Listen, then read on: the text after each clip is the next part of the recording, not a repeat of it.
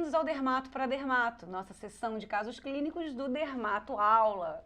Vamos lá, então, paciente do sexo feminino, 56 anos, relatava queda dos fios e retração da linha de implantação frontotemporal percebida há 8 meses. Primeira observação, gente, percebida. Então, isso é o que o paciente notou, mas provavelmente é um quadro muito mais arrastado, já adianto para vocês, tá? Além disso, ela apresentava uma rarefação das sobrancelhas e essa perda das sobrancelhas ela era prévia ao quadro capilar, tá? Vamos às imagens da paciente. Então, o que a gente observa nessas imagens? Percebam aqui a rarefação dos fios na linha de implantação frontal. Olha aqui, rarefação importante, tá? Então, tá aqui. O que a gente está vendo aqui? Rarefação de fios, tá bom? Então, mais algumas imagens do caso clínico. O que eu quero que vocês percebam? Notem que na linha de implantação frontal, o que é o normal?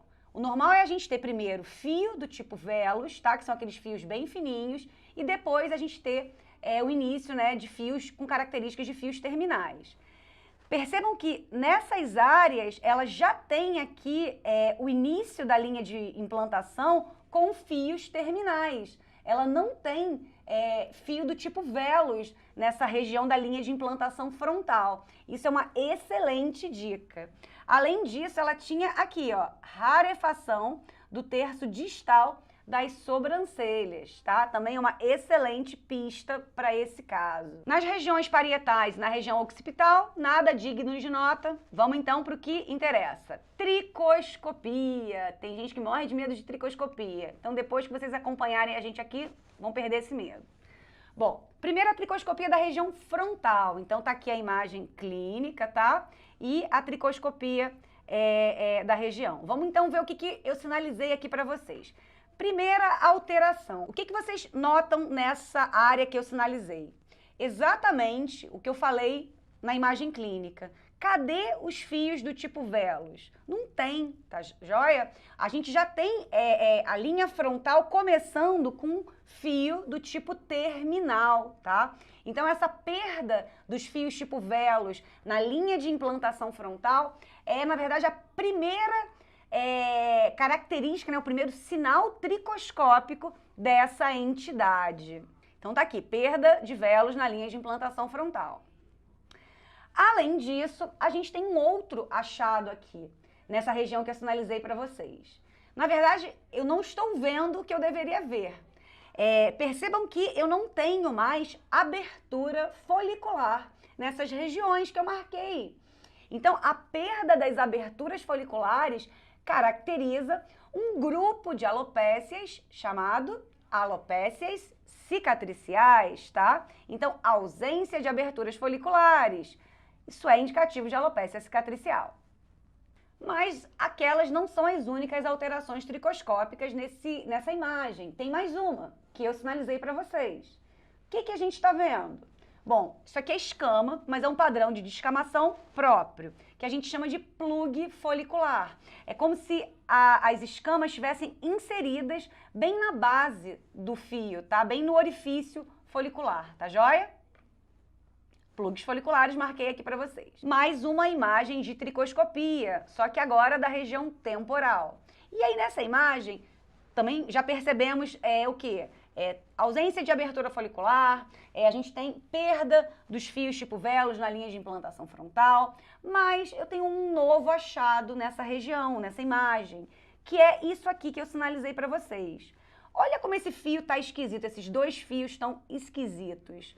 Eles estão completamente distorcidos, tá bem? Todo alterados. O que é isso? Isso é o famoso pili-torte, tá? Então, também é um achado tricoscópico que pode estar presente nessa entidade. E aí, gente? Depois daquelas imagens clínicas e com essa tricoscopia, qual é o seu diagnóstico? Alopécia androgenética, alopécia de tração, alopécia fibrosante frontal ou eflúvio telógeno? E aí, qual o seu diagnóstico? Agora a mente de vocês funcionando, lembrando de todos aqueles conceitos que a gente já discutiu no curso. Vamos lá?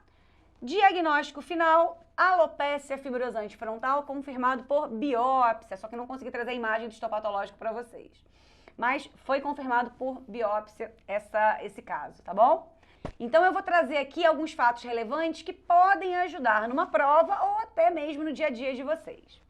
Bom, a alopecia fibrosante frontal, ela é uma variante do líquen plano pilar, tá? E ela cursa com um quadro de alopecia progressiva marginal da região frontotemporal. Os primeiros casos de alopecia fibrosante frontal foram relatados em 1994, ou seja, é uma condição relativamente nova. Entretanto, atualmente, ela é considerada uma epidemia por muitos especialistas. Na prática, no consultório, toda semana eu recebo pelo menos um caso de alopecia fibrosante frontal, tá? Então, isso no dia a dia, ela é extremamente comum, tá? E muitas vezes o paciente, ele nem se queixa na consulta. Quando você olha e você percebe as alterações iniciais e aí você questiona o paciente, ele confirma as alterações, que realmente está vendo que tem alguma coisa diferente. Mas muitas vezes nem é a queixa principal do paciente. E aí, essa doença surgiu agora? Não, provavelmente essa doença não surgiu agora. A questão é que provavelmente a gente está fazendo muito mais diagnóstico agora. E algumas outras questões que estão sendo discutidas aí no meio científico que eu vou abordar depois. Bom, uma coisa super importante. A alopecia fibrosante frontal não é uma doença restrita ao couro cabeludo. Ela é considerada hoje uma doença sistêmica. Então você pode ter acometimento dos pelos corporais, tá? E até mesmo ocasional mais lesão mucosa. E atualmente a alopecia fibrosante frontal, ela é considerada a alopecia cicatricial mais comum na prática, tá? Se liga nessa dica. Vamos falar um pouquinho do perfil dos pacientes. Quais são os pacientes típicos, tá? Mulheres pós-menopausa. Essa é a paciente típica, mulher branca pós-menopausa, 55, 65 anos de idade, tá? Entretanto, a alopecia fibrosante frontal, ela pode ocorrer em mulheres jovens.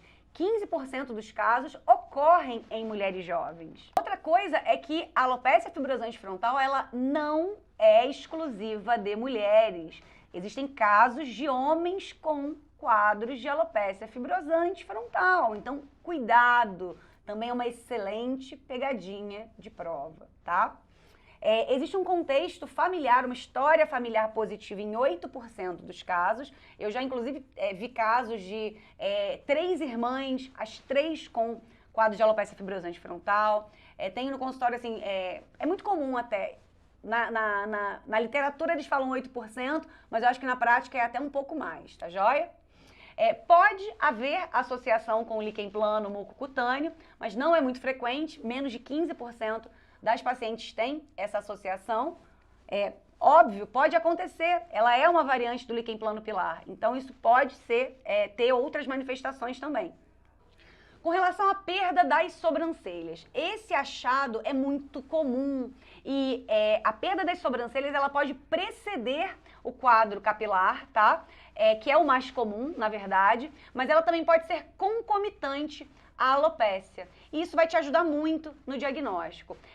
Existem casos, eu mesma já peguei alguns casos assim na prática, que a gente consegue fazer o diagnóstico de alopecia fibrosante frontal sem alteração capilar, somente com a perda das sobrancelhas. Porque a alteração histopatológica do fio, se você biopsiar ali na região da sobrancelha, é a mesma alteração do cabelo, tá? Então você consegue fechar diagnóstico antes de ter alteração capilar, o que é super relevante, né? A alopecia cicatricial não tem volta, perdeu, perdeu. Com relação à perda dos pelos do corpo, é diferente. Então, enquanto a gente tem um padrão mais inflamatório no couro cabeludo, no corpo, a perda dos fios é não inflamatória, tá? E a paciente pode apresentar perda de pelos nos braços, pernas, axilas, na região genital. Esse achado é relativamente comum. E muitas das pacientes, quando questionadas, elas falam, sim, tô perdendo pelo no corpo, mas eu achei que isso fosse da menopausa. Tem essa cultura de achar que perda de pelo é uma coisa normal, né? Então você deve questionar o paciente, que muitas vezes nem é a queixa principal. Bom, uma outra dica, prurido e sensação de queimação. Isso pode estar presente, esses achados podem estar presentes e são também uma dica, porque o prurido e a queimação são sinais de atividade da doença. Então, toda vez que o paciente começar a ter crise de coceira e queimação no couro cabeludo, qual é a nossa interpretação? Pô, a doença está em atividade de novo. Então, eu tenho que mudar minha estratégia terapêutica, ou se ela já estava sem tratamento nenhum, eu tenho que voltar com algum tratamento, tá joia?